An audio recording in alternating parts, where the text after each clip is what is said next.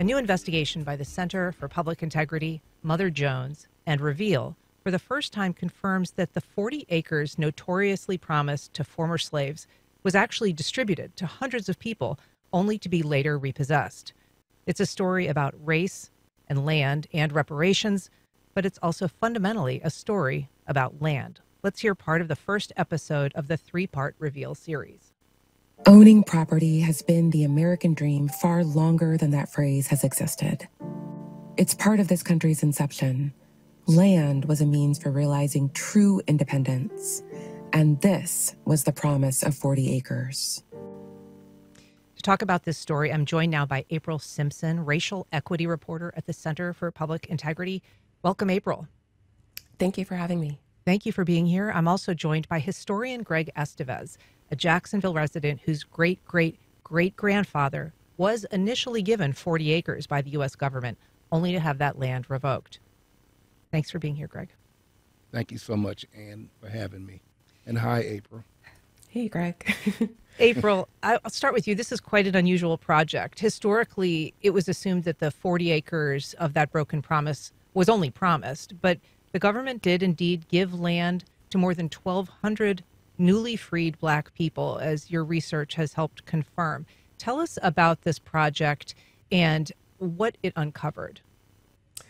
Yes. So we were actually on a different project. And during that research, my colleague stumbled upon these land titles by looking at the Freedmen's Bureau records and was really intrigued by them and realized this was part of 40 Acres and a Mule, this program that I think so many of us have heard of, but don't necessarily understand, the details and the nuances of. We, like I think most people, thought this was just a promise, something that was kind of spoken from the field, you could say. But no, there were land titles, there was ink on paper given to the formerly enslaved, and to help them restart their lives. So we spent 2 years reviewing more than 1 million Freedmen's Bureau records. And as you said, we've been able to so far independently confirm that more than 1,200 formerly enslaved people received one of these possessory land titles. And as far as we know, it's the most detailed accounting to date of how many Black Americans receive land. And this is an order is based on U.S. Army General William T. Sherman, known as Special Field Orders Number 15. And as you report, this was an effort as the war was coming to a close and the Civil War was ending, to invite the people who were formerly enslaved to weigh in about what it is that they wanted and felt that they needed to move on from this terrible period of slavery. And this was based on the feedback that they received. Is that right? Yes, that's right. So, the Union Army is about to take over Savannah, and Sherman meets with a group of ministers, mostly ministers and faith leaders. And, they're asked the question, what do you want? What do you need? And they basically say, we want land and we want to be left alone. And so Sherman says, okay, well, he issues these field orders that say you can receive, or formerly enslaved people will receive land up to 40 acres on 30 miles inland, coastal South Carolina, Georgia to upper Florida. And this would be a place that folks could start their lives, really enjoy freedom. And it was something that got a lot of pushback. It was something that a lot of the former plantation owners couldn't believe, because a lot of this land was made up of hundreds of plantations that was now going to be cut up and given to freed people. The land titles, they came from the Freedmen's Bureau. And like I said, they got a lot of pushback on this program, and ultimately it didn't work out. It was rescinded. And so, as you say, this land that was granted included all of the Sea Islands on Georgia and South Carolina's coast. It stretched into Northeast Florida, just about to Jacksonville. And in that transfer, some places, including Edisto Island in South Carolina, became a primarily Black island. It was, in fact, a primarily Black island during even slave times, because of the population there that was relatively small of white landowners. But as you say, this didn't last. So President Lincoln was assassinated about a month after these orders were issued? Yes. So President Lincoln was assassinated, and the military was prepared to push back.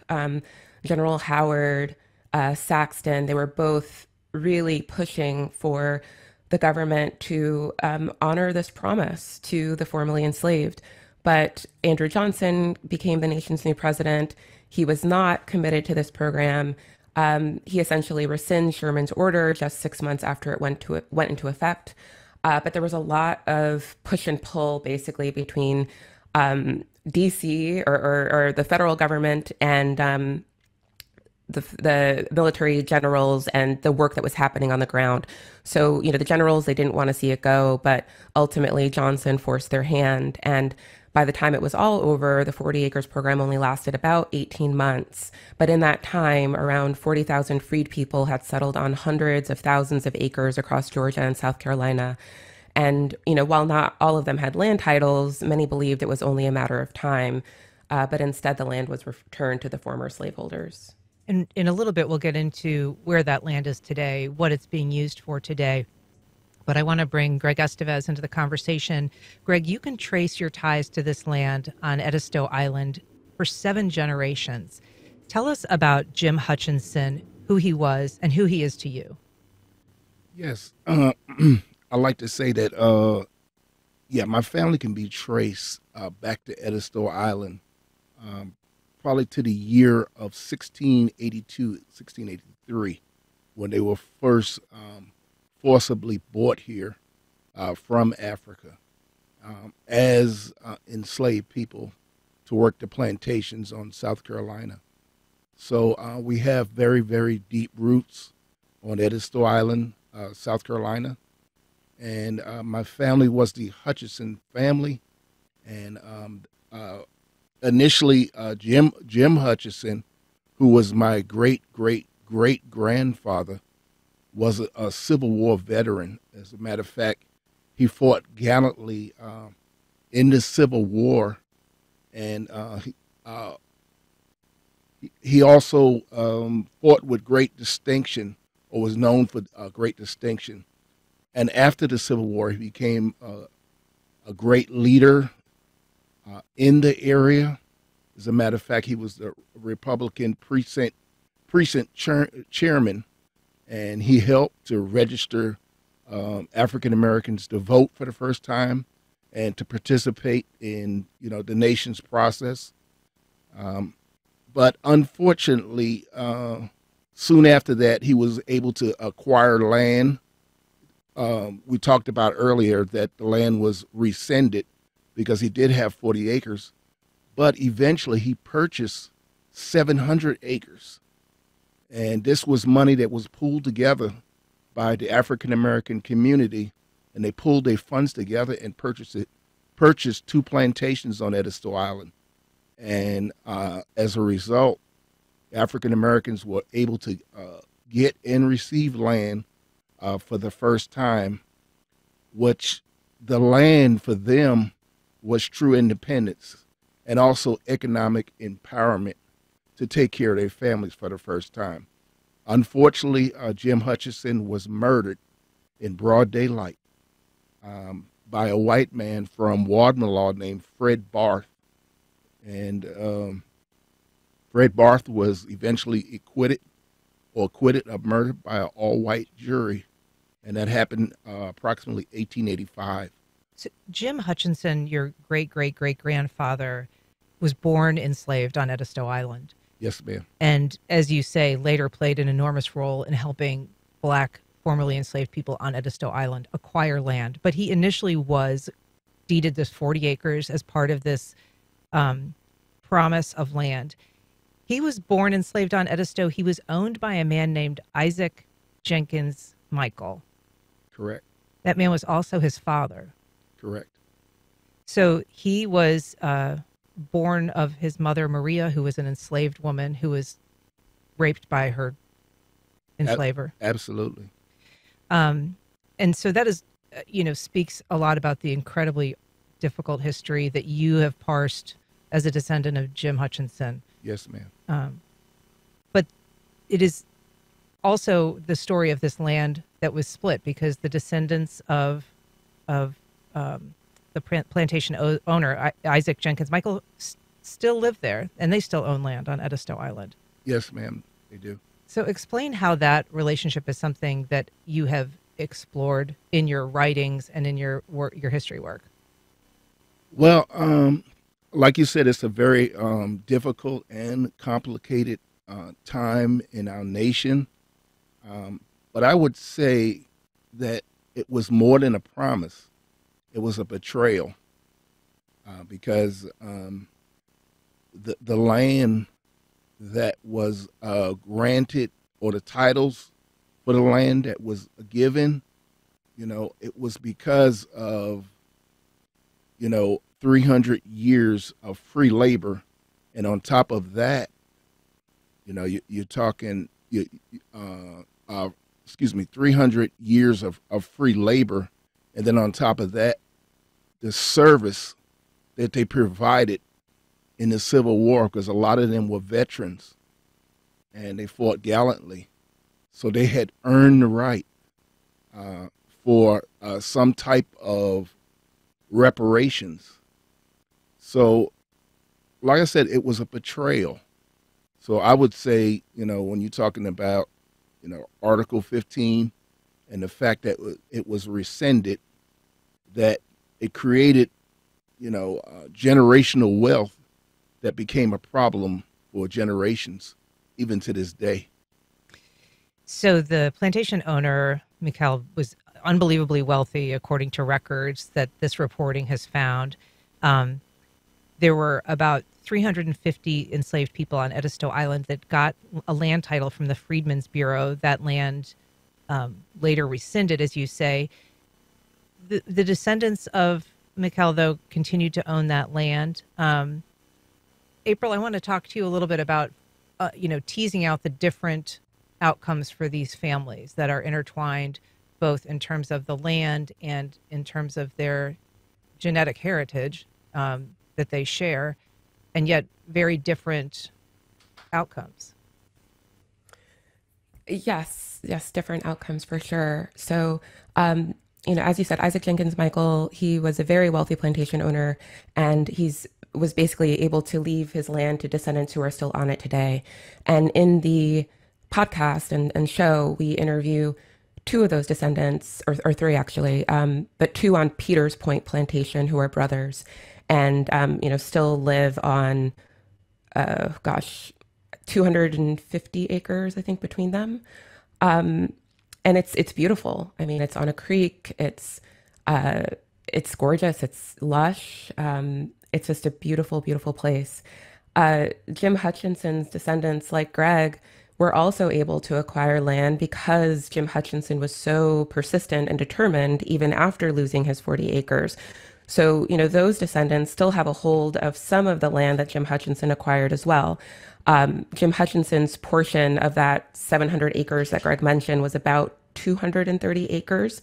And over the time, some property was never willed to anyone. It's still sitting in heirs' property, which is kind of a legal, it's a form of ownership that is very tenuous. But there's about 6 acres that is still solidly within the family today. And, everyone is very, and obviously Greg can speak to this, but folks are very proud of being able to hold on to this land from Jim. And as I said, Jim Hutchinson's descendants have done very well for themselves. Emily Meggett, Greg's cousin, who passed last year, was a very famous Gullah Geechee cook, had a New York Times bestselling book. And there are many others like Greg who have been successful. If you're just joining us, we are talking about the broken promise of 40 acres and a mule and the descendants living with that decision. You can join the conversation live on air by calling 904-549-2937. You can also email firstcoastconnect@wjct.org, or you can reach out on social media. We have a call from Cornell in downtown. Good morning, Cornell. Go ahead. Hey, hello. How are you doing? I have two specific questions, one for the reporter and also to the descendant of Mr. Jim Hudson. I think my first question is to the reporter. Do you plan on going further in more in-depth research about this issue of the 40 acres? Why? descendant of Mr. Jim Hutchinson. How does it make you feel knowing that you have something that was promised and you still hold on to it? Those are my two questions. Thanks, Cornell. Let's start with you, April. I think the question was whether we plan to do additional reporting. Correct. On this. We hope to. We've made a lot of information public, so there is actually a database that anybody can go to and search Freedmen's Bureau records, 1.8 million Freedmen's Bureau records, and you can search by names, places, and keywords. There's also image recognition technology that allows you to search documents that have not yet been transcribed. So our hope is that folks will go to this database and also do their own research. We hope that people feel empowered to do the work that descendants like Greg have done and learn about their history as well, because we know how powerful that is. We have 2 stories expected to publish this week, tomorrow, Tuesday. So that's some additional reporting. And then we've shared this information with news partners throughout the country. So we're hoping to see other news outlets do similar stories in their communities. And I should ask you, while we're on the subject of doing those searches, where people can find that database. So if you go to motherjones.com and search for 40 acres, or 40 Acres and a Lie, which is the name of the project, you'll be led to a landing page that includes a link to that database on it. And we should say the Mother Jones story is, we linked to that on our website at First Coast Connect. Greg Estevez, I believe Cornell wanted you to answer the question of, what this experience is like for you, knowing what's been taken. Well, I would have to say, as a nation, I think that we, as a nation, we still grapple with a very ugly past, and it still has an impact and effect on many Americans, both, of different races and ethnicities. It even goes to how we relate to each other, how we see each other, and how we get along. So I think that this is something that has to be addressed. And one of the things that I would have to say would be reparations. Now, I want to say, reparations, for most people, when they hear that, they thinking that it involves money, but not necessarily, because when you're talking about reparations, you're talking about fixing or repairing something that has been broken or damaged that has never been addressed. So how can you do that? There's several ways: education, it could be, through economics, it could be through money, other situations as far as that's concerned.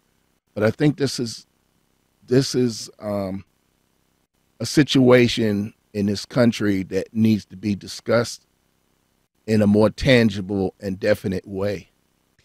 April, I'm going to have you set up some sound, because you and reporter Nadia Hamdan spoke to the descendants of the Michael plantation owner, who are still alive today and still live on some of that land in Edisto Island, as we mentioned. You spoke to one of the descendants. His name is Pinckney Michael, and he expressed some real concerns about tackling such a difficult subject. He said that he was scared to talk about it. He says, "I'm clearly a white guy who's benefited tremendously by privilege and the Civil War." But his brother, Jenks Michael, had a different view. Can you set up this conversation we're going to hear a little bit of? Yes. So Pinckney and Jenks are very interesting people because they're about 10 years apart in age. They're both baby boomers, and they have very different political leanings. Pinckney is, he calls himself a cranky liberal. Jenks is conservative, and Pinckney does believe in some form of reparations, not for slavery, but kind of for more for Jim Crow and for more recent discrimination. Jenks, however, is very much opposed to reparations. He feels like the government is giving too many things away, and he is quite pained by the way as he called it, the situation the country is in right now. So let's hear some of that. This is the brother Jenks Michael talking in this Reveal podcast. Do you feel like descendants of the formerly enslaved who have worked land on these plantations on Edisto Island are warranted some kind of payment or reparations for the time they spent enslaved? No. No? No. Why is that? Anybody in this country who wants to do better has the opportunity to do it. There are many, many, many black folks around this country that have been very, very successful. Now, you explain to me why.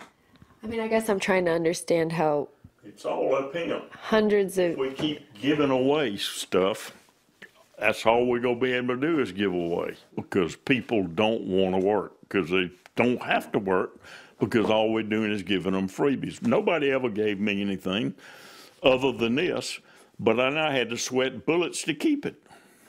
I respect that. I just, there's no denying that hard work has gone into your life, Pinckney's life, Carol's life, everyone's life. But I think even you just said, I haven't been given anything, but I was given this. And so is it not fair to at least acknowledge that there has been some privilege in having hold of this land? Did they not have land? They meaning black people. Yeah, they had it. And then it was taken away. I don't know whether it was taken away or not. Some of it was given back, but not all of it. So, April, there's an interesting moment there where he says, I wasn't given anything except this, meaning the land, which really is sort of what's at issue. Is that fair? That's how he feels. He feels that he, like he said, he wasn't given anything except for this plantation land. He holds about 70 acres of Peters Point Plantation. And he talked to us, I guess not in the podcast, but he did speak also about how difficult it has been to hold on to the land and to keep up with the taxes over the years. And, the struggle that it's been to keep it now. He also sees himself as a caretaker of the land, less someone who is holding it at this time. I should be clear, when I say to be fair, I just meant, is that a fair assessment of his view? Not necessarily was that a fair perspective for him to have. But okay, yes, it is. I want to take a couple of calls. We've got Eugene on the north side. Good morning, Eugene. Go ahead. Hey, good morning, all the staff and management. Very interesting topic. We have we're at the crossroads of a real issue, and it needs to be addressed from the White House to my house. The unfortunate thing is we use slavery, the term slavery, it's got different definitions now. We call apprenticeships free work. We give people apprenticeships, and we bring them out of college, and we give them, I'm trying to think of the name of it, but we like an put internship them on these programs. Like an internship. Internships. Yeah. Free labor. Gotcha. Football, basketball, baseball. You have all these young people coming from impoverished situations, and I'll call out a couple of names. Devin Swaney and the gentleman just stepped down from University of Alabama. These guys are making gazillions of dollars, and they're opposed to the guys or the young men to get revenue just to support their family, to bring them out of poverty. Mm-hmm. Free work, free slavery, and we're still doing it all over America, and we just call it a different name. Thank it's you. The same thing. Thanks, Eugene. Appreciate your thoughts. I want to take a call from Will on the south side. Good morning, Will. Go ahead. Good morning, Ann. This is Wells. Oh, Wells. Good morning. Go ahead. Good morning. This is Wells Todd with Take 'em Down Jacks. I want to say this is a very important program, and this history is the type of history that our governor does not want to be taught in our schools. I want to announce to your guests and everybody listening that we are putting on a program July 12th from 6 to 9 p.m. at the Jesse, which is 40 East Adams Street. It's Recasting the Past, from Confederate Monuments to Symbols of Peace, featuring Dr. Andrea Douglas. Dr. Andrea Douglas is an executive director of the Jefferson School African American Heritage Center in Charlottesville, Virginia. They have gotten a hold of the Robert E. Lee statue that was taken down, and it's been melted down into ingots. And she'll be speaking July 12th. It's free, and we invite everybody to attend that. One last thing. One of the things that Frederick Douglass said after President Lincoln was assassinated, they went to visit President Johnson at the White House. And when they left that meeting, Frederick Douglass said he is no friend of the Negro. Johnson invited Southern enslavers to the White House at a time when Congress and whatnot was not in session, and had them apologize for the war and gave them back their land and pushed freed Africans off the land. So I just wanted to add that. I want to thank you for your time and for this show. Thanks, Wells. Appreciate your comments. We also have a call from, go ahead, I'm sorry. That's a great point. Yeah. I want to take a call from Tom in Jacksonville. Good morning, Tom. Go ahead. Yes, good morning. You had introduced this show at the beginning as if this was a new discovery, as if, look, I just found this item in the history books. Quite frankly, it's nothing new. I learned about this in my history class in 1966. So this is nothing ordinary. I mean, it was extraordinary then, and it's extraordinary now, but it's nothing new. This is not a new discovery. It's been kicking around for a very, very long time. So this is not something great. This is not something brand new. It's a known fact for a long time. And that's my point. Thanks, Tom. April, I'll have you respond to that.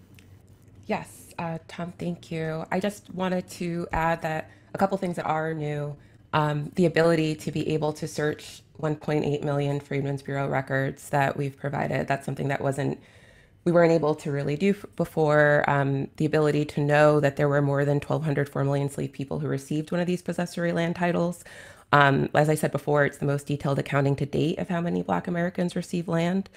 And then the ability to use these resources to more quickly and efficiently conduct genealogical research. So I hope that is something people will be able to utilize and feel good about. But to his point, I mean, the story presents an argument that this is verifying what had long been thought to be merely a promise that wasn't delivered upon, and that this is verifying that it actually was delivered upon. Is that accurate? Yeah. I mean, that is accurate. I mean, the land titles, I mean, we talked to historians and experts who had never actually seen them themselves. So yes, it's also just dispelling a lot of the myths around 40 acres, which I think has been a guiding force for a lot of, especially reparations advocates, but we don't truly understand the nuances of the program. So I do want to talk about what is on the land today. And I'll start with you, Greg, if you can describe to us some of the property that we're talking about. The podcast does go and talk to residents of these places, but they obviously, like a lot of sea islands and a lot of coastal, the United States, it's a fairly developed and fairly wealthy group of homes and residents. Well, yes. Edisto Island, one of the things that they do have in the African American community that is still there is the Hutchinson House, and we're very proud of that. The Hutchinson House was built in 1885, and that was barely 20 years out of the institution of slavery, and it was built by my family members, which was my great-great-grandfather, and he built it for his wife at the time as a wedding gift, his wife Rosa, which was my great-great-grandmother. But the Hutchinson House has become a symbol of resilience. It's become a symbol of economic empowerment, and it shows the true independence of the newly freed enslaved people at that time. Right now, it's currently being restored, and I want to say this is the oldest, or one of the oldest freedmen homes that is being restored in the state of South Carolina. So we're very proud of that heritage, which my family is a part of. And that's an exceptional piece of history that's saved and exists because there was black land ownership there, despite the rescinding of the 40 acres rule. But April, describe for us what most of that other land looks like today. Well, you have some folks who are still on the land, like the Michaels, and then you have other places where this has been developed into, it's prime real estate. So one of my colleagues, she reported in Georgia on a place called the Landings that was former plantation land that was a part of the 40 acres program and is now a very wealthy subdevelopment where some of these lots sell for like millions of dollars. This place has several golf courses, and it's a beautiful place to be. Yeah. And so the subject of, what that means in terms of being able to trace some of those properties back to this program, does it mean anything in terms of the question of reparations or trying to make good in any way on that broken promise? I think some people would argue that it does mean something in terms of transfers of intergenerational wealth. So if the formerly enslaved were able to hold on to that land and then transfer it to its descendants, we just don't know what they could have done with it, how they could have benefited from it. But it certainly would have been more money in their pocketbooks if they could have held on to it even today, as the Michaels have. So there is, as we're able to connect the folks who had the land back then to some of what that land is today and who's on it, there is wealth that was lost along the way. Well, April Simpson, equity reporter, racial equity reporter with the Center for Public Integrity, Greg Estevez, historian and Jacksonville resident. Thank you both so much for coming on today and talking about this project. Thank you, Ann. Thank you.